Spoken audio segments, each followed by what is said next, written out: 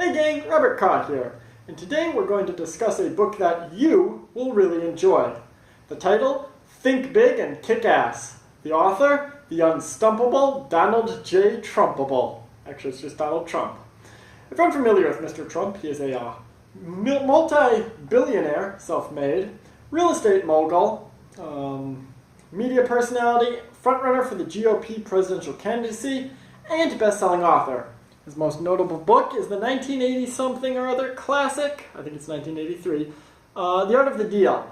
This is generally considered to be something of a Bible for business people, and it's a fantastic read. I finished it about a month ago, really enjoyed it, highly recommend it. However, the book we're talking about today, Think Big and Kick Ass, is actually a little bit better in my opinion, though it's less well known. I found it to be very engrossing, very great content, well written, and just it'll keep you really engaged. To kind of give you an example of this, I bought the book and started reading it at 9 o'clock at night, and I didn't put it down, I just read it continuously until 4:30 in the morning before I finally decided it was time for bed. So, it's a really good book. It'll really, suck you into the world of Donald Trump and take you for a really wild ride through, his life and times. Anyway, though, we're going to talk about kind of what the book's about, how you can benefit, and sort of 3 things that I enjoyed and think that you will get, a kick out of. Those would be mindset, which is, if the title of Think Big and Kick Ass probably tipped you off to anything, it's a book about mindset and kind of positive thinking, thinking big, and, setting goals that you can achieve. Secondly would be kind of, marketing yourself, building your own brand, kind of drumming up interest in what you're doing and getting other people on board.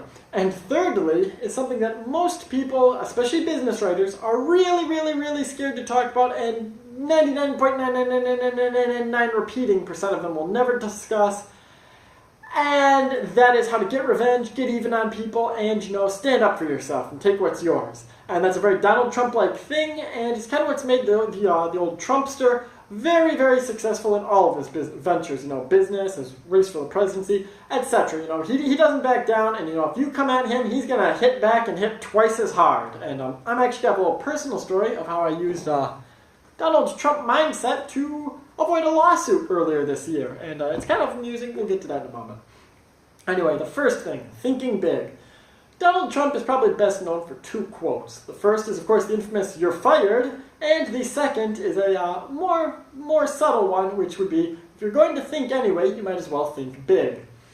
This, it kind of sounds a little cheesy, and it sounds like some motivational fluff you see on like Instagram or Facebook, but Trump is definitely the personification of this, and he practices what he preaches. And he also will kind of teach you how to do this too.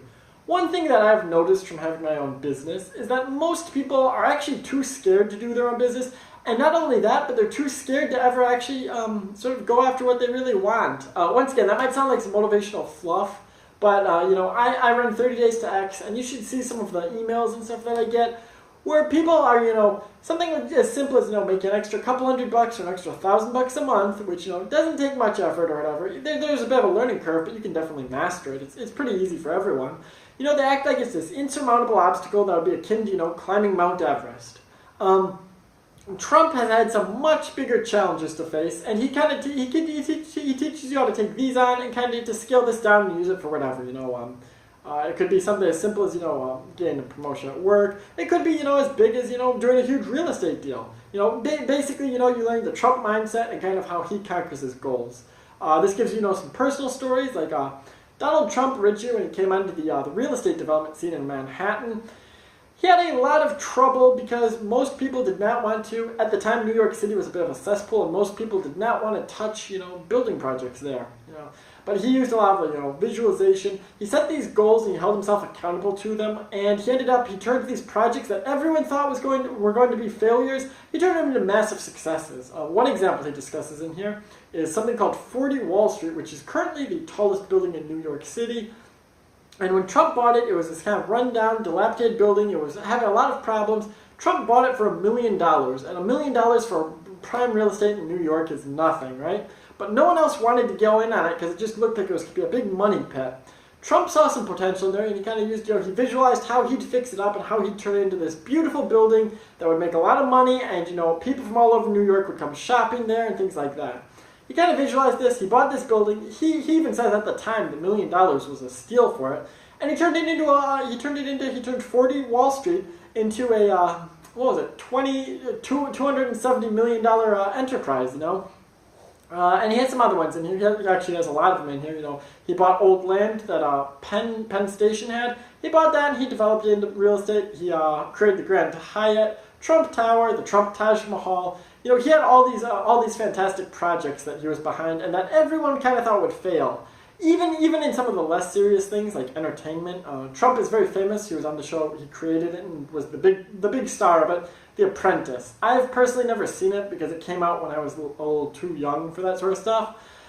But at the time that it came out, business shows, there had never been a business show that had like a good solid rating, you know, ratings or whatever. There had never been a business show that took the #1 slot. And secondly, there's never a business show that had been on, you know, mainstream TV like this that had ever been renewed for multiple seasons. You know, everyone thought it was going to fail. The people even at NBC, a lot of them thought it was going to be a flop show. Donald Trump, you know, he visualized this as being a big outlet for him. He envisioned, you know, he set this huge goal to make it not only a good show that survived more than one season, but one that everyone loved and everyone really wanted to come and tune back in over and over every week to see. And once again, you know, I'm sure a lot of people have these types of dreams, but Trump, he used his system, he implemented it, he set the goal, and he set out to achieve it. And by the end of the first season of The Apprentice, you know, after a few weeks of it, you know, being on air basically, for the season finale, 41 or 42 million people tuned in just to watch that one single episode. So, you know, he took something that was, everyone told him, you know, even the experts everyone told him it was going to tank right away, and he turned it into a smash success. So we kind of talked about mindset and kind of how you can use this. There's some stuff in here. It's, you know, you get stories by Trump, you get some stories, you know, of how you can do things, you know, some advice. There's also actually a bit of interaction in here. There's a quiz, which I found pretty useful. You take it and stuff, you're not supposed to cheat, so don't do that. I didn't actually look ahead either. Take this quiz, it's very easy, it's multiple choice, so you don't have to write anything or anything like that. And then when you get to the end of it, Trump grades you and kind of gives you, you know, the answers on why certain things are correct and certain things aren't. That was really enjoyable. I really enjoyed the mindset section of this book, liked it a lot. And I don't know, if you already have a good mindset and you're already successful, this is still, you know, I have a pretty good business right now, things are going well. It's still nice to just have a cool, you know, a nice little refresher there. And, you know, on the other hand, if you're struggling or maybe, you know, you don't have the highest self-esteem, I don't know, you think things that should be a little simple, you know, you get very nervous and very bogged down in the details. A lot of people get what's called analysis paralysis, and this is something Trump talks about in the book, where they get so overwhelmed by sort of, you know, all the different options that they just can't make a move and they ultimately fail because of it. If you're one of the people who suffers from this, or, you know, you just don't know what's really possible, the mindset section is definitely going to help you out, especially, you know, business things, but like I said, it can be applied to other areas as well. Secondly would be, you know, building your own brand and being your own PR machine. Trump is a master at this. He goes into a little more depth with this in The Art of the Deal, I thought. Was a little better for this section.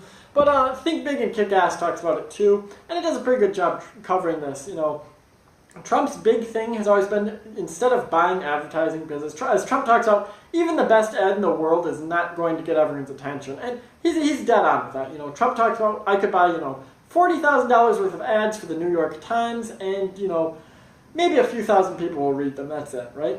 Instead of buying ads, what Trump always does is he creates an event, and he becomes sort of a sensation where everyone has to talk about him. You know, if you've been following the election at all in the United States, you'll know that Trump is the guy everyone talks about. You know, people don't even talk about like Hillary Clinton or Bernie Sanders to the same standpoint that they love, like, even, you know, the Trump haters run these Trump articles all the time because Trump just draws that big a crowd, you know. And Trump has been doing that forever. He does something that seems so ludicrous and so crazy that, you know, people can't help but be like, you know, who is this madman? And, you know, why does he think this is going to work? But, you know, he's a genius from the marketing standpoint, you know. Like or hate Trump for anything else, you know, you can't argue that he does an outstanding job of getting in people's heads, staying there and kind of, you know, making you remember who he is and, you know, what he's going to do. And then, you know, once he actually delivers on it, you know, he kind of always proves the critics to be sort of, you know, a fool. He trolls them that way. So this was very interesting. And you might think, you know, that you can't apply this to your own life just from the standpoint, you know, most of us don't have connections to the New York Times, and most of us, unless, you know, you do something really illegal and really bad, like, you know, shoot up a school or something, most people are not going to, you know, make CNN or whatnot, right? Trump, though, you can use this same thing, especially in the era of social media. Trump has a Twitter account, Trump has Instagram, and those both are huge deals right now. With his presidential thing, he always makes, funny memes or retweets things. He's the master at that, where, he made a funny video about Jeb Bush a little while ago and stuff, and Marco Rubio and whatnot. He's very good at, even using social media, and you can use this too. Just to kind of give you an idea of the Trump machine. This was something I originally, unfortunately, did not learn directly from Trump, but I actually learned it from Mike Cernovich, who apparently learned it from Trump, so I got it secondhand through the Donald. Which was I started using it for Twitter, where to use, make things so big or do something so outrageous that people are going to talk, and it sort of builds your own publicity for you instead of, instead of having to buy ads or try and buy something. When people do the talking for you, whether they like you or hate you, it gets the word out and more people are going to be interested. Even if people said, that Robert Kraw is a huge jerk, whatever you do not go to his website, do not, look at his Twitter or whatever. You're going to be curious as to why. Trump has that. A lot of the haters will go, that Donald Trump is, whatever. A lot of people right now are saying that Donald Trump is a racist, or Donald Trump is a maniac, or Donald Trump hates women. All these things, if you read Vox or Jezebel or something like that.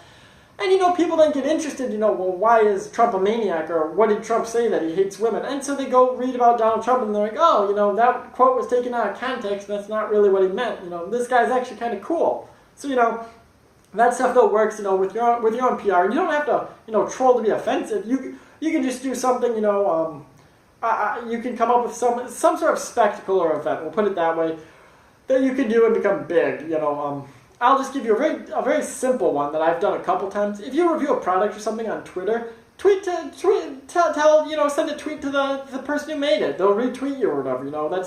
That might sound very simple, but it gets people talking. Especially because most of the people who will do this will actually engage you in some sort of dialogue.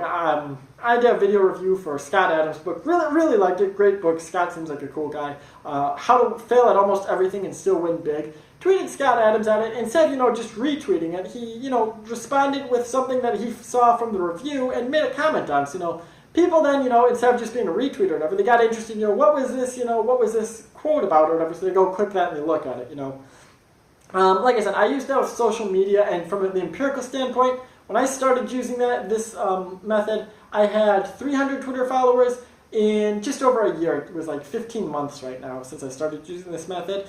I'm at about 1,600 Twitter followers. So as you can see, I tripled that, quadrupled that, more than that even, about 5 times as much, just from using sort of Donald Trump publicity method.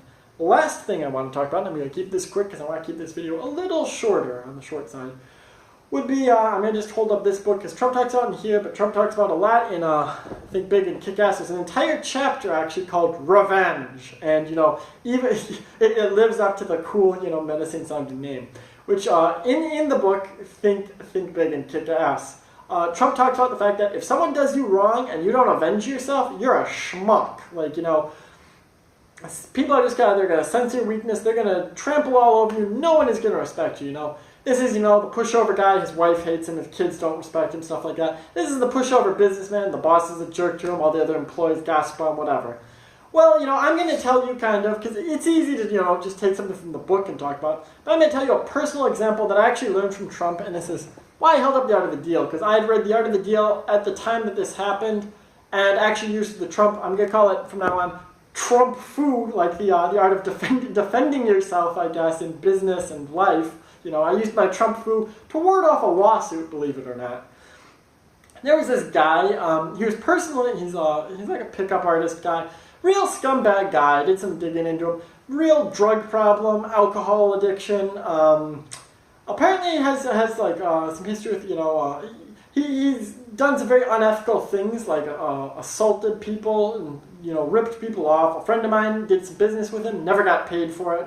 Another friend of mine who's actually a personal friend, really cool guy, great guy, he's actually doing some competitive bodybuilding right now, grew up with him, went to high school with him, whatnot. This alpha playboy guy, we're not going to mention him by name, give him that free publicity, this alpha playboy guy was very disrespectful, very rude to him, and I'm not going to tolerate some guy being a jerk to, one of my friends, and this alpha playboy guy was also a jerk to, some people I'm internet friends with, Twitter friends, whatever. So I was like, I'm not going to stand for this. I'm going to stand up to him. I did so, and like all bullies do, he folded like a lawn chair, and he ran in the corner to, suck his thumb and hide behind mommy. In this case, he was going to have his lawyer apparently sue me. So, instead of, if I had been like, oh no, please don't do that, I'll take down the article where I talked about, why you're a fraud or whatever, he would have went for blood. Instead, I literally finished The Art of the Deal probably 2 or 3 days beforehand.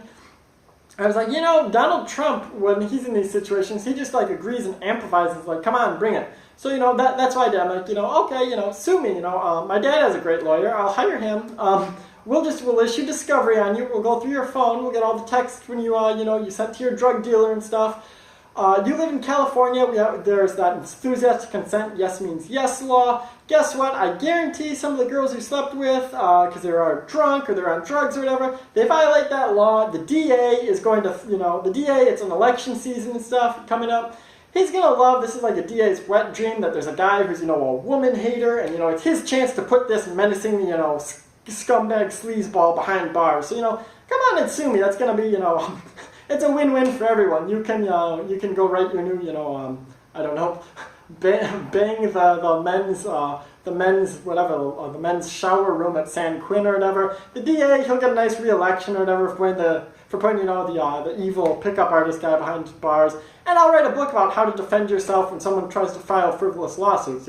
I get an extra little money stream from there. So come on. And I don't want to get into too many details. Oh, hold on, the camera's right out, so I'm just gonna be quick about this. But the guy went out. He stopped. No legal action pressed. He didn't go after anything then, because I used my Trump foo to defend myself there.